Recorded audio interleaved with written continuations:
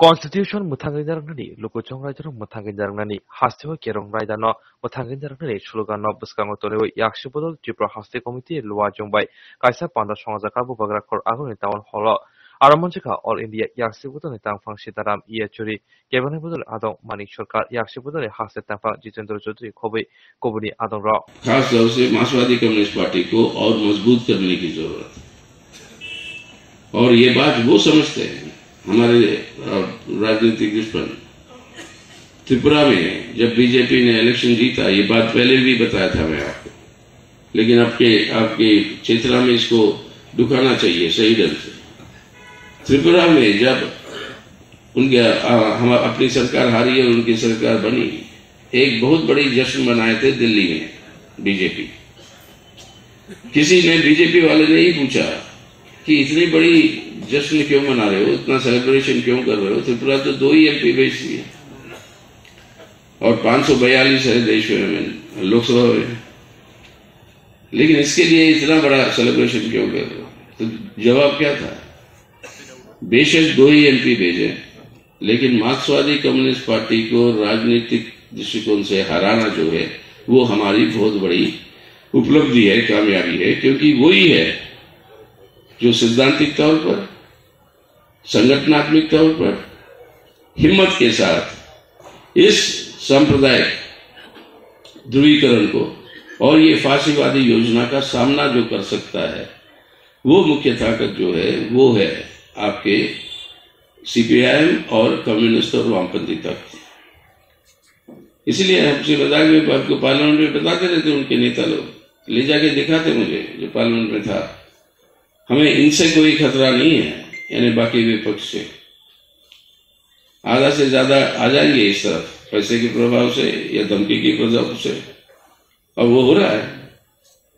और बोलते हैं अपनी छोटी सी जो बेंच है उसको दिखा के बोलते खतरा यहां से है, ना तुम लोगों को हम खरीद सकते हैं, ना तुम लोगों को धमकी से झुकते हो तुम, और अपने सिद्धांत पे तुम डटे हुए हो, और उसीलिए वो अपना दुश्मन पहचानता है, उनका दुश्मन कौन। तो हमें अपने को पहचानना है, जब तक हम मजबूत नहीं करेंगे वो हम लोग से हम भी बच नहीं पाएंगे। बड़े हैं यूएपीए में, आज तक चार्जेस फ्रेम नहीं हुए। पिछले हफ्ते सुप्रीम कोर्ट को कहना पड़ा 3 महीनों के अंदर चार्जेस तो फ्रेम करो, आप 3 साल हो गए। जुबैर अहमद जो झूठ को साबित करके सच बताया उसको जेल में, जो झूठ बोला वो खुलेआम घूम रहे हैं। यानी स्पष्ट रूप है लोगों की जनवादी अधिकार जो हमारा संविधान गारंटी देती, वो जनवादी अधिकार तभी इस्तेमाल कर सकते हो आप अगर आप इस सरकार के पक्ष में हो। अगर इनके खिलाफ है तो आप जो है आपके ऊपर ये सजा होगी। और जिस तरीके से सभी सरकारी यंत्र का इस्तेमाल हो रहा है, या अब दूसरी ओर से जनतंत्र का मतलब क्या है कि जो चुनाव होता है, चुनाव में लोग अपना मत डालते हैं, मत डालने के बाद वहां पे बहुमत जिसको मिलता है वो सरकार बनाता है। अब क्या हो रहा है देश में, चुनाव कोई भी जीते सरकार बीजेपी बनाएगी। गोवा में किया, कर्नाटक में किया, मध्य प्रदेश में किया, महाराष्ट्र में किया, अब सभी जगह, और अपने उत्तर पूर्व में, नॉर्थ ईस्ट में कई सारी जगह पे किया। यानी जनतंत्र का एक खिलवाड़ हो रहा है यार, कि पैसे के इस्तेमाल से, धमकी के इस्तेमाल से या गिरफ्तारी को इस्तेमाल करके आप चुनाव हारने के बाद भी सरकार बनाते जाएंगे। तो जनतंत्र को कंप्लीटली जो एकदम डिस्ट्रॉय करने की बात जो हो रही है, यानी जनवादी व्यवस्था को खत्म करके एक फांसीवादी व्यवस्था का निर्माण, जो हिंदुत्व का मतलब। पहला सम्मेलन जनतंत्र और धर्मनिरपेक्षता, सेक्युलर डेमोक्रेसी। अब सेक्युलरिज्म पे क्या हो रहा है, हर बीजेपी के राज्य सरकारों ने आज जो है भेदभाव के ऐसे कानून लिया है, कभी लव जिहाद के नाम पे, कभी आपके गोरक्षा के नाम पे, जिसका संपूर्ण उद्देश्य यही है कि हमारे माइनॉरिटीज को टारगेट करके उनके ऊपर अटैक्स करें। मुस्लिम लीग के अध्यक्ष के रूप में वो कहते हैं कि ये बात सही है, भारत के अंदर 2 राष्ट्र है, हिंदू मुसलमान, और उसके चलते हुए, उस व्यू के चलते हुए ये अफसोस है कि देश की पार्टीशन हुई, पाकिस्तान का निर्माण हुआ और वहां पे इस्लामिक स्टेट बनी। लेकिन भारत के अंदर भारत की राष्ट्रीय आंदोलन ने कहा नहीं, हम सिर्फ एक धर्मनिरपेक्ष जनतंत्र का गणराज्य रहेंगे, और आरएसएस का जो हिंदू राष्ट्र का, हिंदुत्व राष्ट्र का जो उनका विचार था, उसको टुकराया भारत के जन आंदोलन ने और ये स्वतंत्रता संग्राम ने। उसी नाराजगी से हुई महात्मा गांधी की हत्या। लेकिन ये हिंदुत्व की शब्दावली का भी जन्म आती है आपके सावरकर साहब से। लेकिन चारों स्तंभों को ध्वस्त करने के लिए ये भी जरूरी है कि जो संस्थाएं हैं हमारे संविधान की, उसको भी कमजोर करो। और सबसे पहले है आपका पार्लियामेंट।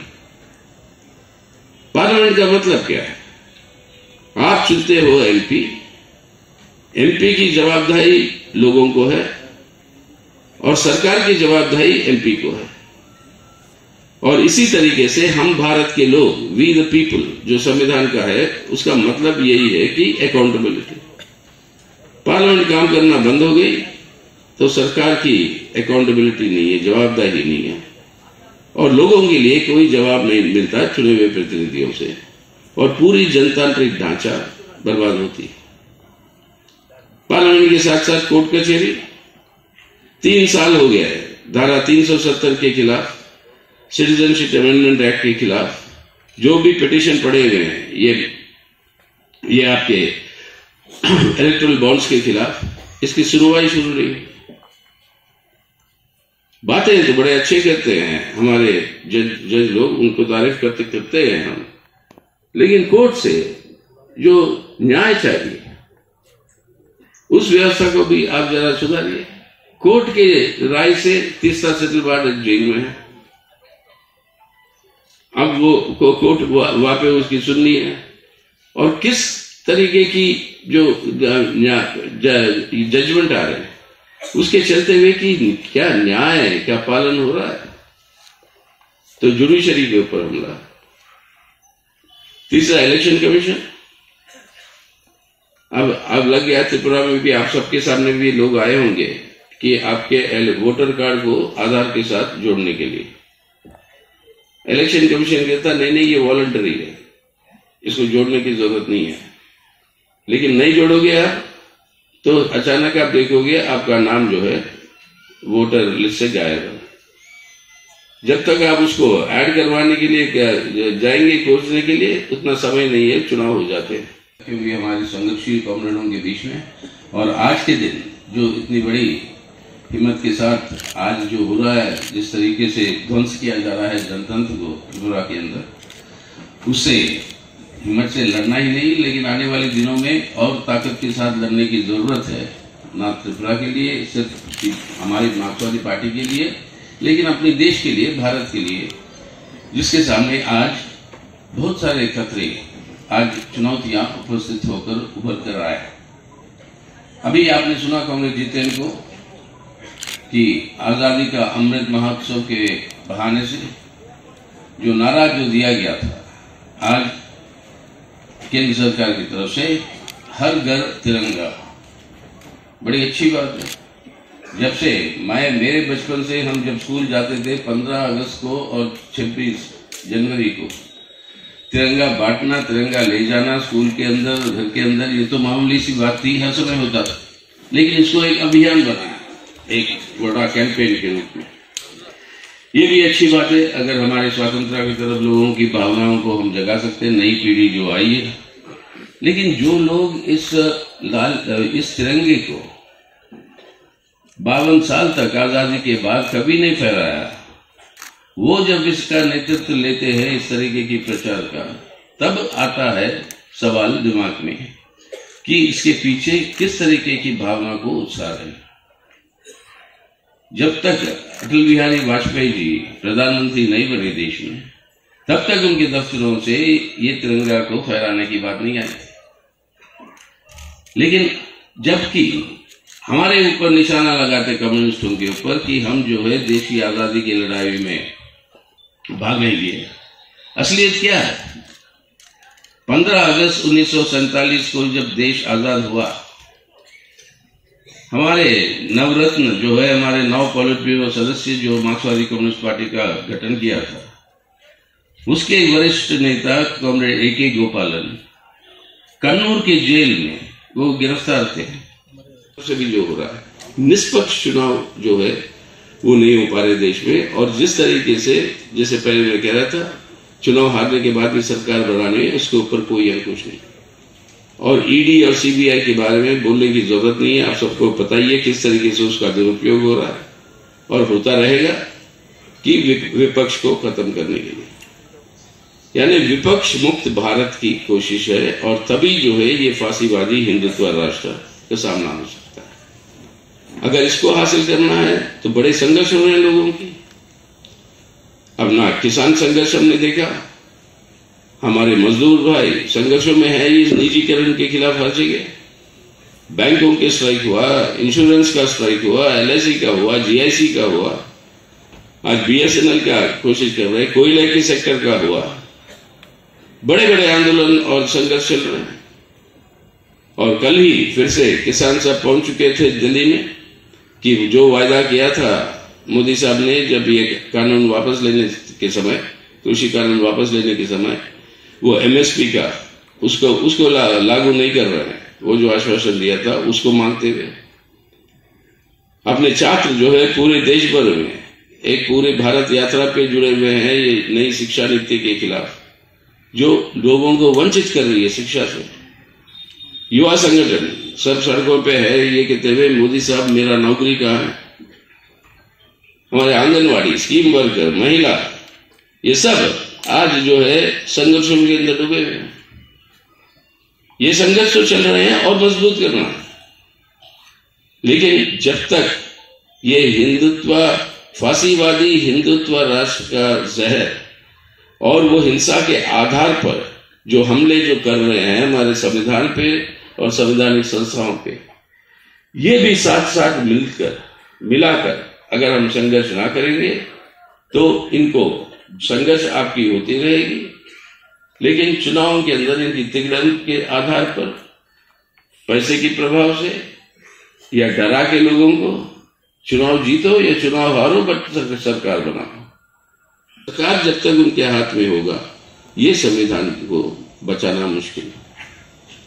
अगर उनको इससे हटाना है तो उनके लिए उनका कोशिश क्या है, लोगों तक सच्चाई ना पहुंचे, इसलिए मीडिया पे कब्जा।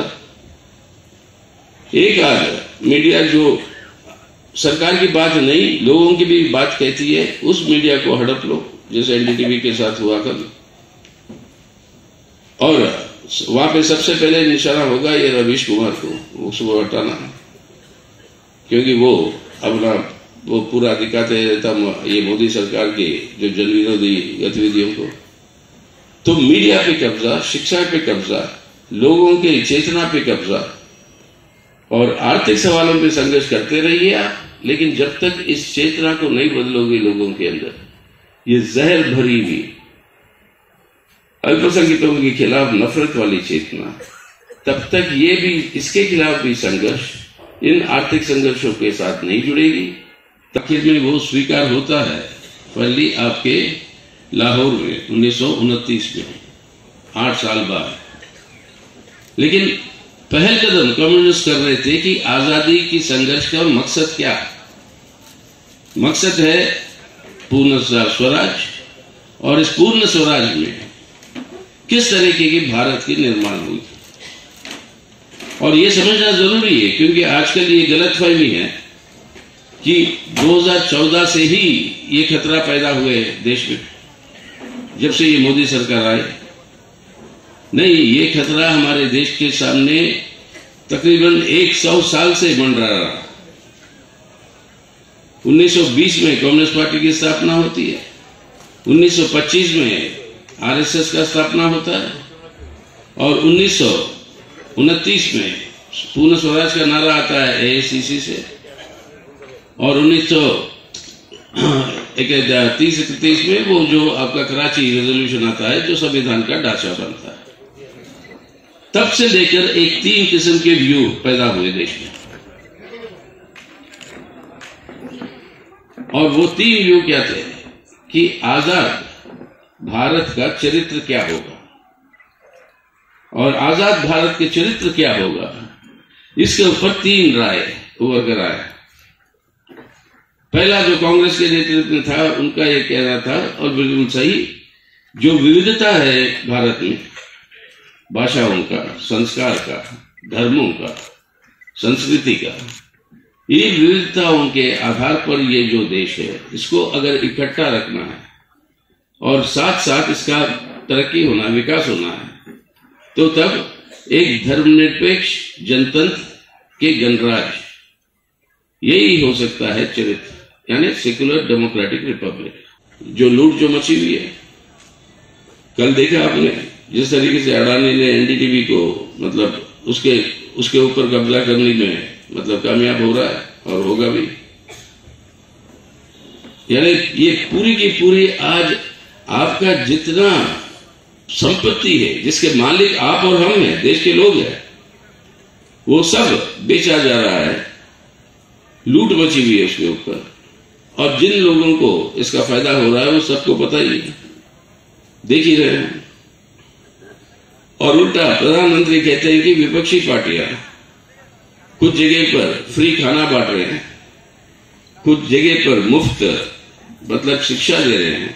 अपनी सरकार दी, त्रिपुरा के अंदर दी, बंगाल के अंदर दी मुफ्त शिक्षा लोगों को। ये सब जो है रेवड़ी है, फ्रीबी है, फ्रीबीज, इसके ऊपर रोक लगाना। क्यों? सरकारी पैसा इस्तेमाल करके लोगों की राहत के लिए आपको इस तरीके के काम नहीं करना चाहिए। क्यों नहीं करना चाहिए? सरकार का मतलब क्या है? अगर भूखा है कोई, उसको खाना तो खिलाओगे। अगर बेरोजगार है कोई, तो उसको बेरोजगारी भत्ता दोगे। तो इस तरीके के काम करोगे तो वो कहते हैं उसके ऊपर अंकुश लगना चाहिए। और हमारी सुप्रीम कोर्ट भी सुन रही है वो केस।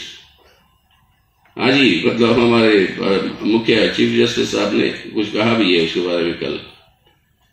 लेकिन ये अगर रेवड़ी है या फ्रीबीज है, पिछले 6 सालों के अंदर 11 लाख करोड़ रुपए का लोन्स जो बड़े बड़े पूंजीपति जो हमारे ये सरकार के मित्र हैं, उन्होंने जो कर्ज लिया बैंकों से, वो कर्ज का माफी कर दिया। यानी अपने अमीर लोगों के लिए 11 लाख करोड़ रुपए माफ कर दो, वो रेवड़ी नहीं है। गरीब को कुछ मिलता है तो वो रेवड़ी है। सभी पब्लिक सेक्टर की प्राइवेटाइजेशन, सभी खादानों की यानी माइनिंग की, सब कुछ प्राइवेटाइजेशन। और ये इसलिए कर रहे हैं कि विदेशी पूंजी को और देश के बड़े पूंजीपतियों को, अपने शासक वर्ग के जो नेतृत्व है हमारे देश की बड़ी पूंजीपति, उनको जो अपने मुनाफा बनाने के लिए स्वीकृतता दे रहे हैं। भारत को एक सेक्युलर डेमोक्रेटिक रिपब्लिक से फैसिस्टिक हिंदुत्व राज्य में बनाना, हिंदुत्व राष्ट्र बनाना तो साम्राज्यवाद का समर्थन, देश के शासक वर्ग का समर्थन, बड़े नेतृत्व का समर्थन, यानी बड़े पूंजीपति का समर्थन, उस समर्थन इस तरीके से हासिल कर रहे देश को लूटते हुए, और इस लूट के चलते हुए माम लोगों की, मेहनत के लोगों की जिंदगी को बर्बाद करते हुए। जो आज बेरोजगारी है अपने देश के इतिहास में कभी इतनी बड़ी तादाद में, जो महंगाई है आज, थोड़ा बहुत राहत जो मिलता था, कुछ सब्सिडी गैस सिलेंडर से लेकर किसी और पे, वो सब रद्द। और ये महंगाई पर कोई अंकुश नहीं, और बेरोजगारी, इसके साथ साथ गरीबी, इसके साथ साथ भूखमरी, दुनिया के सब आंकड़ों के अंदर भारत का रेटिंग जो है वो पिछले ये 8 सालों में बहुत बड़ी गिरावट आई। हंगर इंडेक्स में, प्रेस फ्रीडम इंडेक्स में, डेमोक्रेसी इंडेक्स में, सब इंडेक्स में। लेकिन लोगों के ऊपर यह हमला। तो आर्थिक संप्रभुता की जगह जो हो रहा है लूट देश का, और अपने दोस्तों के लिए बेहद फायदा। और तीसरा स्तंभ सामाजिक न्याय। आज दलितों के ऊपर, अपने दलित बहनों के ऊपर जिस तरीके से घोर गैंग रेप और मर्डर हो रहे हैं, जैसे हाथरस में देखा था हमने, जैसे उस तरीके के केसेस कितने सारे गए बीजेपी के जो प्रदेश हैं, ये बढ़ते जा रहे हैं। दलितों के ऊपर आज तक ये मैनुअल स्कैवेंजिंग की जो बैन लगी हुई है देश में, उसके ऊपर प्रतिबंध नहीं लगा रही है सरकार।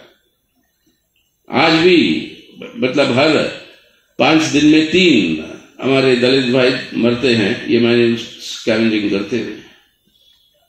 सामाजिक न्याय की जगह आज हमारे देश के अंदर आदिवासियों के लिए लड़ के वो फॉरेस्ट राइट्स एक्ट हमने लागू करवाया। उससे जो फायदा मिला आदिवासी को मिलना था वो दिया नहीं। सिर्फ त्रिपुरा ही एकमात्र स्टेट था पूरे भारत के अंदर जहां पर तकरीबन 97% देश का संविधान और कानून इजाजत देता है कि एक लड़का लड़की, एक जवान जो मेजर है, कोई भी धर्म के साथ जुड़ी है उनकी परिवार, वो अगर एक दूसरे को चाहते हैं, शादी करना चाहते हैं, तो अधिकार है संविधान में। आज जो है आपको अलग अलग धर्मों के साथ अगर लड़का लड़की है तो पुलिस की परमिशन चाहिए इन स्टेटों में, और आपको साबित करना है कि हमें कोई जबरदस्ती नहीं करवा रही शादी। पुलिस नहीं लगाती चार्ज आपके ऊपर, यानी उल्टा हो रहा है। आरोप अगर मेरे पे लगाओगे कि जब तक वो आरोप साबित नहीं होता मैं निर्दोष हूं, यह है कानून। लेकिन आज बीजेपी सरकार ने क्या बनाया, आरोप आप पे है और आपको साबित करना होगा कि आप निर्दोष हो। कानून और कोर्ट साबित नहीं करेगी कि तुम अपराधी हो, खुद को साबित करना होगा कि मैं निर्दोष हूं, और वो मानेंगे या नहीं मानेंगे उनके ऊपर है। आज नफरत और हिंसा के आधार पर हमारे माइनॉरिटीज के ऊपर जो हमले हो रहे हैं, और कोई ना कोई बहाना इस्तेमाल करे, रामनवमी का, हनुमान जयंती का, और उसके ऊपर करके उसके बाद बुलडोजर पॉलिटिक्स चलाओ और अपने माइनॉरिटीज के घर और उनके दुकानें और वो सब बिगाड़कर बुलडोजर चलाओ। यानी आज इस नफरत को पैदा करते करते एक हिंसा की हालत तक पहुंचाई आपने, जहां पर देश के अंदर सामाजिक एकता को ही खत्म करते हुए उद्देश्य क्या है कि हिंदुत्व जो सांप्रदायिक वोट बैंक है उसको और मजबूत करें, कंसोलिडेट करें। इसके चलते हुए आज जो है पहला स्तंभ धर्मनिरपेक्ष जनतंत्र का एकदम उसको बिगाड़ा जा रहा है। अनकंटेस्टेड जीते मतलब क्या है, डराओ, धमकी दो, हिंसा करो, कोई और वोट करने ना आए, कोई खड़े ना हो उनके खिलाफ। ये माहौल जो इसके आधार पर वो चुनाव जीतते हैं, समर्थन नहीं लोगों की, डर पैदा करके, यही फांसीवादी रुझान, यही है फांसीवादी रुझान का मतलब कि यही डर पैदा करके हिंसा के आधार पर वो जो है समर्थन हासिल करे, उसका सामना करना पड़ेगा। और उसके लिए ये चारों बातें हम जो बताइए आज के दिन ये चुनौती हम सब के ऊपर है। आज त्रिपुरा को बचाना, साथ साथ भारत को बचाना, और आने वाले दिनों में संघर्षों के आधार पर दोनों त्रिपुरा को और भारत को बदलना है, एक बेहतर भारत और एक बेहतर त्रिपुरा के रूप में। और ये होगा हमारे सामने अपनी जिम्मेदारी और कर्तव्य जो इस चुनाव के अंदर भी हमें रखनी होगी। त्रिपुरा के अंदर जनतंत्र को बचाओ, संविधान को लागू करो, लोगों की मानव अधिकारों का इज्जत करो और बचाओ, और यहाँ पर इन सवालों पे लामबंद करते हुए ये चुनौती का सामना करना पड़ेगा। और त्रिपुरा की परंपरा को जानते हुए हम समझते हैं कि आप सभी लोग, आप ही नहीं, आप ही के माध्यम से और लाखों लोगों तक ये बात पहुंचेगी कि आज ये चुनौती को चूकना नहीं, भारत को बचाना है, त्रिपुरा को बचाना है। वरना जिस भारत में मेरी पीढ़ी तक पैदा हुई, आजाद भारत में बड़े हुए, इस संविधान के चलते उस तरीके के भारत रहेगा नहीं। आज वो है चॉइस हमारे सामने।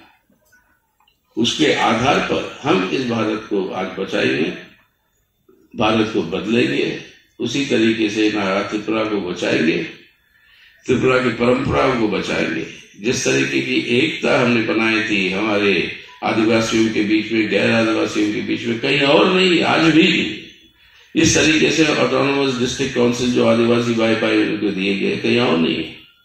6 शेड्यूल के तहत कुछ और स्टेट नकल करने की कोशिश की, लेकिन उस तरीके से व्यापक तरीके से जो दिया गया कहीं नहीं।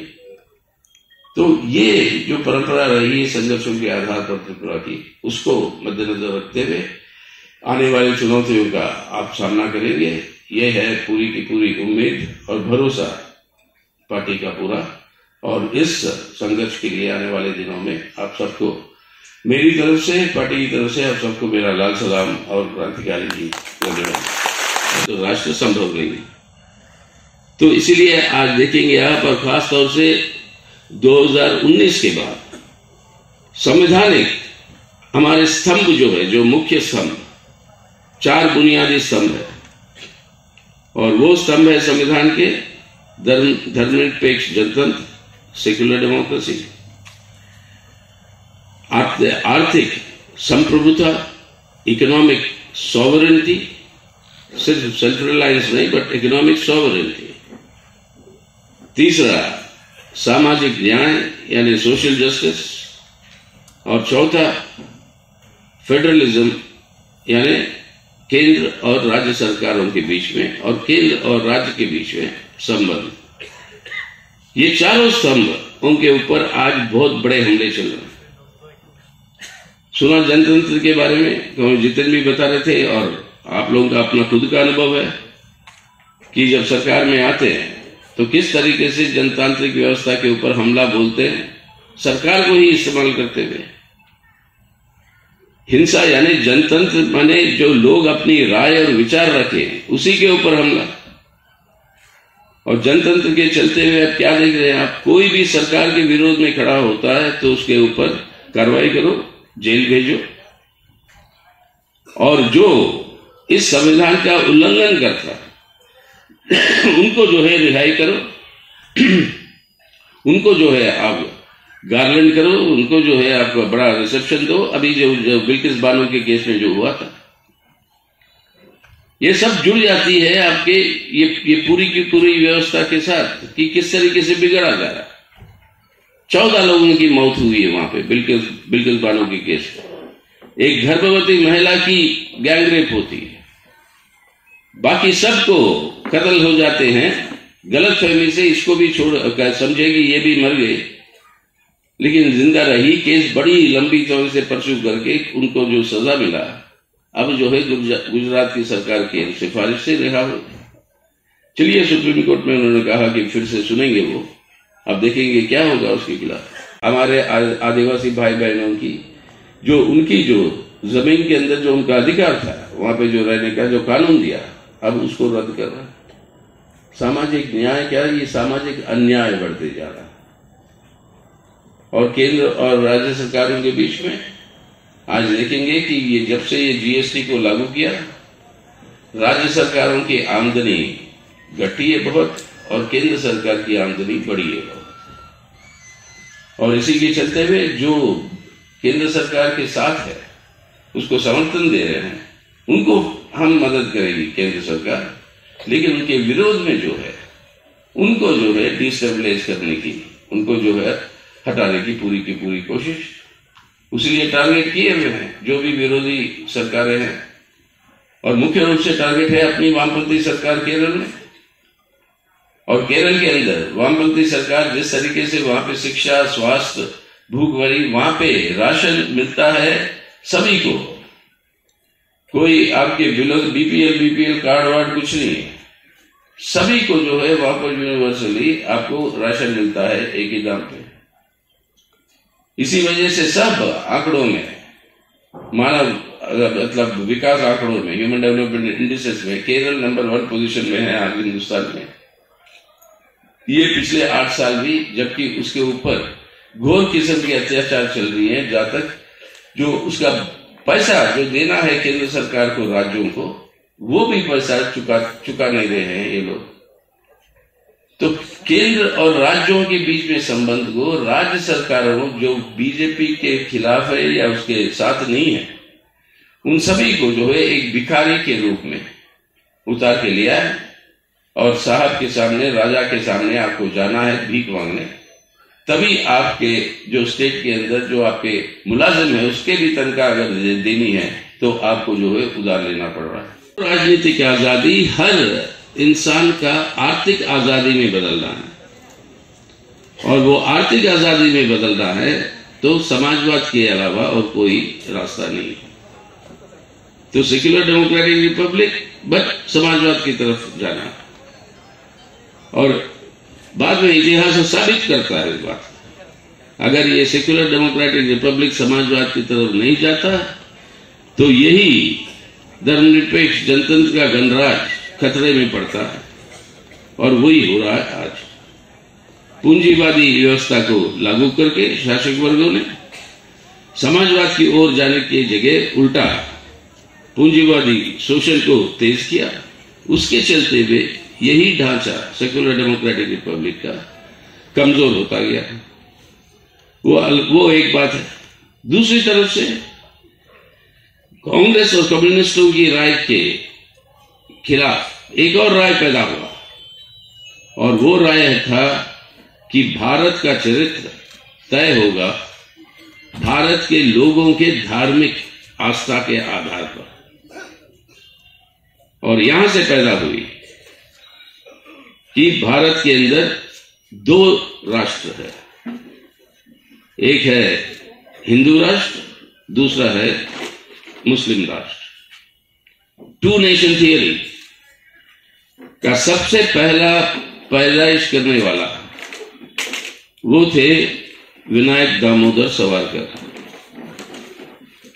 उन्होंने तो सबसे पहले कि भारत के अंदर दो राष्ट्र है, एक मुसलमान एक हिंदू, इस बात की जो विचार रखा देश के सामने, राष्ट्रीय आंदोलन के सामने, वो थे सावरकर 1927-28 में। उस समय पर हिंदू महासभा के जब वो अध्यक्ष थे, वो एग्जैक्टली डेट मेरे ख्याल से 38 या 37 या 38 में थी, हिंदू महासभा के जब वो अध्यक्ष थे।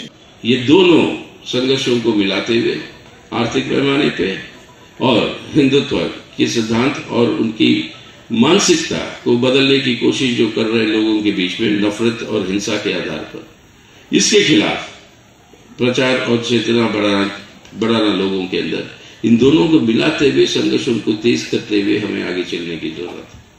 और इसके आधार पर वामपंथी एकता, वामपंथी जनवादी ताकतों को मजबूत करना और सबसे बड़ी मुख्य बात, अगर इस खतरे से बचना है भारत को और हमारे धर्मनिरपेक्ष जनतंत्र का गणराज सेक्युलर डेमोक्रेटिक रिपब्लिक को आज बचाना है, हमारे पार्लियामेंट से लेकर जुडिशियरी से लेकर इलेक्शन कमीशन से लेकर बाकी सब संस्थाओं को हमें बचाना है, तो आज जरूरी है इनको सत्ता से अलग करना। अगर ये करना है तो इस हिंदुत्व सांप्रदायिकता के खिलाफ कितना व्यापक से व्यापक आपके धर्मनिरपेक्ष ताकतों को जोड़ सकते हैं, उनको जोड़कर इनको जो है मुकाबला देना, ये सबसे बड़ी कर्तव्य बन जाती है हमारे सामने। यानी ये चारों पॉइंट आज के दिन, ये वामपंथी अपनी पार्टी को मजबूत करना, वामपंथी ताकतों को एकता संघर्षों में मजबूत करना, तीसरा वामपंथी जनवादी ताकतों को संघर्षों के अंदर मजबूत करते हुए एक व्यापक मोर्चा बनाना जो धर्मनिरपेक्ष ताकतों की है, इस सांप्रदायिकता के ध्रुवीकरण की चुनौती के खिलाफ। और ये करना होगा संघर्षों को तेज करते हुए, और वो संघर्ष आर्थिक पैमाने पर और आपकी सांप्रदायिक ध्रुवीकरण जो नफरत और हिंसा के ऊपर आधारित है हमारे माइनॉरिटीज के खिलाफ, जो ये प्रचार हो रहा है, उसके खिलाफ करते हुए, दोनों को कंबाइन करते हुए, मिलाते हुए इन संघर्षों को तेज करने की जरूरत है। ये हमारे सामने सबसे बड़ी चुनौती है। ये पूरे देश के लिए चुनौती है, लेकिन आपके लिए त्रिपुरा के अंदर ये चुनौती और भी गंभीर है। जल्द में आपके चुनाव आएंगे विधानसभा के, और विधानसभा के चुनाव के टाइम पर यही पूरी की पूरी कोशिश रहेगी, जैसे किया पिछली बार लोकल बॉडी इलेक्शंस में कितनी परसेंटेज वो अनकंटेस्टेड जीत गए। वो পুঁজিবাদের যারা আপনার মানে মূল চালিকা শক্তি আন্তর্জাতিক পরিসরে ইনডাইরেক্টলি তাদের খুশি হওয়ার মতো ব্যবস্থা করে দিচ্ছে, কাদের হাতে পড়েছে। একে এ তো শুধু বেকার সমস্যা ভাবলে চলবে না। রেগা বহু লড়াই করে বামপন্থীদের লড়াইয়ের কারণে বাধ্য করা হয়েছিল তৎকালীন কংগ্রেস সরকারকে এই কর্মসূচি হাতে দিতে। এখন কি পরিস্থিতি? প্রতি বছর বাজারের টাকা কম বরাদ্দ করছে, এবং যে টাকা বরাদ্দ হচ্ছে সেই টাকা দিচ্ছে না, নানা অছিলায় সেটা তারা না দিয়ে বাদ দেওয়ার চেষ্টা করছে। ত্রিপুরায় সঙ্গত কারণ আছে, হিসেব নাই, লুট চলছে, লুট চলছে। এই আপনারা সবচেয়ে ভালো জানেন, এগুলো বলে কেন আপনাদের আমি সময় নেব। সারা দেশে প্রতিবাদ হচ্ছে। ত্রিপুরায় ছোট্ট সরকার, বামফ্রন্ট সরকার, এই রেগার আদলে নগরে আমরা কাজ দিয়েছিলাম, আমরা এটার নাম দিয়েছিলাম টুয়ে। ভারতবর্ষে কোন রাজ্যে করেনি তো এটা, বড় ছোট যাই বলো। এখন টুয়েপের কথা বাদ দিন, রেগাইকে শেষ করে দেওয়ার চেষ্টা করছে। তাহলে বেকারদের ভবিষ্যৎ কি? বেকারদের ভবিষ্যৎ অন্ধকার, ব্লিক। এটা চরম হতাশার মধ্যে তাদেরকে নিক্ষেপ করে দক্ষিণ পন্থার উগ্র স্লোগানকে সামনে উপস্থিত করে তাদেরকে আকৃষ্ট করে সর্বনাশ করে দেওয়া, এটা একটা গভীর ঘৃণ্য সুদূর প্রসারী চক্রান্ত। শিক্ষার কথা শুনছিলেন, এ তো ধ্বংস করে দেওয়ার চেষ্টা। এই যে নূতন শিক্ষানীতি 2020, অর্থটা কি? বিত্তবান যে আমাদের দেশের 100টা পরিবারের মধ্যে 7 থেকে 10টা তাদের ছেলে মেয়ে ছাড়া, তাদের ছেলে মেয়ে আমাদের শত্রু না, এরা আমাদেরই সন্তান, আমাদের দেশের ভবিষ্যৎ। তারা যদি উচ্চ শিক্ষায় শিক্ষিত হয়, আমরা মনে করি এটা আমাদের সম্পদ, তারা আমাদের শত্রু না। কিন্তু বাকি যে 90% পরিবার, তাদের যে ছেলেরা মেয়েরা মধ্যবিত্ত, নিম্নবিত্ত, সাধারণ মধ্যবিত্ত এবং তারও নিচে, তাদের কি হবে? গরিবের ছেলে মেয়ে পড়াশোনা করতে পারবে না। সস্তা মজুর শোষকদের, লুটেরাদের, যাদের জন্য এই সরকারটা দিবারাত্র পরিশ্রম করছে, সংবিধান উলটপালট করে দেওয়ার চেষ্টা করছে, গণতন্ত্র আক্রমণ করছে, ধর্মনিরপেক্ষতার যে নীতি তার উপর আক্রমণ করছে, তাদের স্বার্থ রক্ষা করার জন্য কি চাই? মানুষের শ্রম ছাড়া পুঁজি তৈরি হয় না। এই শ্রমের উপর ভিত্তি করেই এরা মুনাফার পাহাড়টাকে পর্বতে পরিণত করে। কাজে এর জন্য সস্তা শ্রম মজুর যত পাবে তত তাদের সুবিধা হবে। এটা করতে গেলে পরে লেখাপড়া শিখলে পর তার সরকারি কাজ চাইবে, ভালো বেতনের চাকরি চাইবে। লেখাপড়া যদি শিখতে না পারে, তার যে নৈতিক মনোবল, আত্মবিশ্বাস, তার যে সাহস, এটা নিয়ে যে দাবি করে, এখন যে স্লোগানটা উঠছে, হোয়ার ইজ মাই জব, আমার কাজ কোথায়, এটা তো সামনের সময় যখন আসবে তখন দেখুন বলবো কিসের কাজ, তুমি তো লেখাপড়াই জানো না, কি করে তুমি কাজের দাবি করছো? এই জায়গাটাতে নিয়ে যাচ্ছে। এটার পেছনে একটা সুশান্ত স্বার্থ রক্ষা করার জন্য শ্রেণী দৃষ্টিভঙ্গি লুকায়িত আছে। কিসের জাতীয় শিক্ষা? এই সেমিনারের মধ্য দিয়ে আমরা আহ্বান করতে চাই, শুধু যারা আমাদের পার্টির সমর্থক দরদি তাদের কাছে না, এই ত্রিপুরা রাজ্যের মধ্যে আজকে এটা স্বাভাবিক, আমরা লক্ষ্য করছি বিজেপি বিরোধী অন্যান্য সমস্ত রাজনৈতিক দল, এমনকি বিজেপির ভেতরেও যারা বিজেপিকে ভোট দিয়েছিলেন গত 2018 ইংরেজিতে, পরবর্তী সময়ে তো নানাভাবে তাদের সাথে যারা ছিলেন তারাও আজকে অনুভব করছেন যে না, এরকম অবস্থা চলতে পারে না, চলতে দেয়া যায় না। কাজেই এই সভার মধ্য দিয়ে আমরা আবেদন করতে চাই যে ত্রিপুরা রাজ্যের সমস্ত গণতান্ত্রিক, ধর্মনিরপেক্ষ, দেশপ্রেমিক এবং যারাই অন্যায়ের বিরুদ্ধে কথা বলতে চায় তারা ঐক্যবদ্ধ হন। সে ঐক্যবদ্ধ মানে একসাথে মিছিল করতে হবে, একসাথে জনসভা করতে হবে তা নয়। আমরা যদি রাস্তায় নামতে পারি, যার যার জায়গা থেকে যদি সে প্রতিবাদে আমরা সোচ্চার হতে পারি, এটা চলতে পারে না। এবং এই ত্রিপুরাজ্য থেকেই, যেহেতু আমাদের রাজ্যে আর কয়েকটা মাস বাদে একটা রাজনৈতিক সংগ্রাম, সেই সংগ্রামই যে এই দেশ বিরোধী, সংবিধান বিরোধী এই শক্তিকে হটানো যায়। অতীতীয় ত্রিপুরাজ্যের মানুষ এটা প্রমাণ করেছে। এরকম গণতন্ত্র বিরোধী এবং যারা শুধু গণতন্ত্র বিরোধী না, দেশ বিরোধী সন্ত্রাসবাদী শক্তি তাদের সাথে মিতালি করে যারা বামফ্রন্টকে হটিয়েছিল বা ক্ষমতায় টিকে থাকার চেষ্টা করা হয়েছিল, তাদেরকে হটিয়েছে। কাজে এই শক্তিকেও হটানো সম্ভব। তার জন্য এই সভা থেকে সে আহ্বান রেখে আবারও সবাইকে, বাদল, দীনেশ, তাদের কোনো ছবি নেই,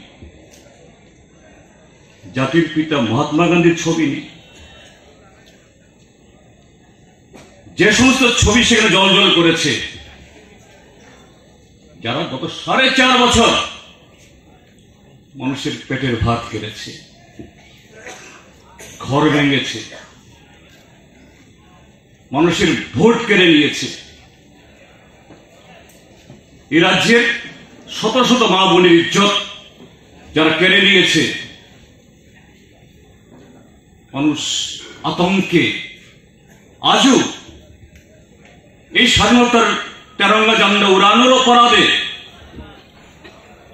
বা গণতন্ত্র, স্বাধীনতা, ধর্মনিরপেক্ষতা রক্ষার জন্য বিভিন্ন রাজনৈতিক দল, শুধু আমরা বামপন্থীরা না, অন্যরাও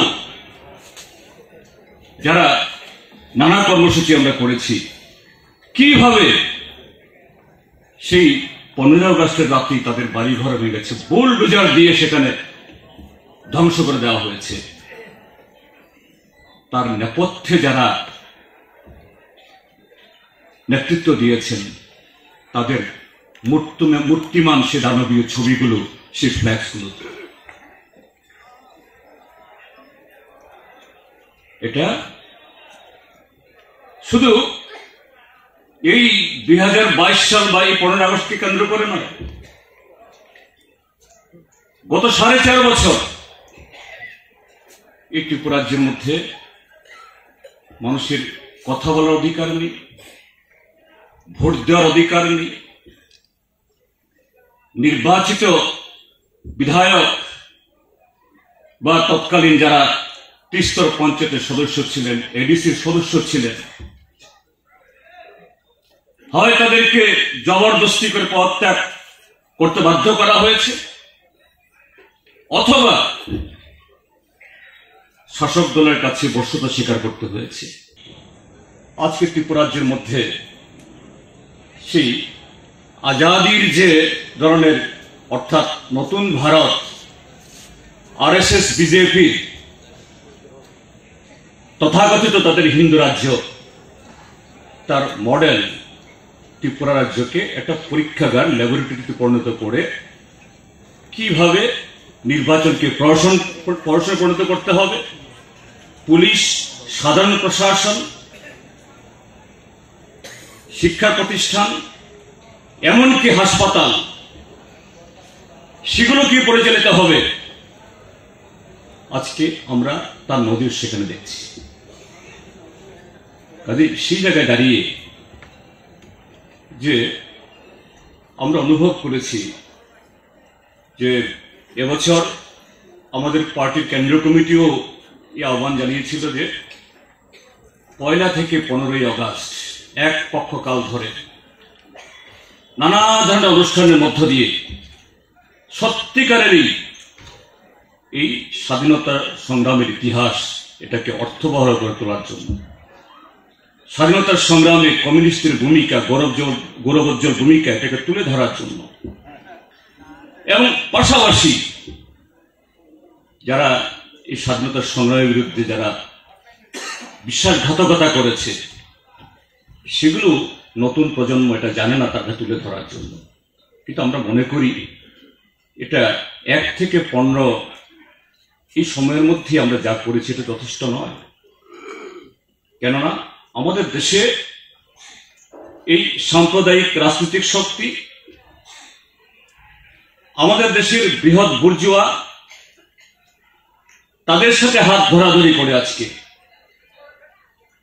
দেশকে হয়তোবা রাজনৈতিকভাবে আরেকটা এরকম যে বিদেশি শক্তির কাছে তুলে দিচ্ছে না প্রত্যক্ষভাবে, কিন্তু অর্থনৈতিক দিক থেকে আগেও যেমন মুক্ত ছিলাম তা নয়, আজকে আরো আষ্টে পৃষ্ঠে জড়িয়ে আমাদের সংবিধানকে খর্ব করে গণতান্ত্রিক প্রতিষ্ঠান ধর্মের কাঠামো এটাকে দুর্বল করে সারা দেশেই ত্রিপুরাজ্যের মতো বা আরো বিভিন্ন রাজ্যে বিভিন্ন প্রকারে কালো টাকা ইত্যাদির সাহায্যে এরা কিভাবে এই স্বাধীনতা বিরোধী কাজ করছে আমরা এটা লক্ষ্য করছি।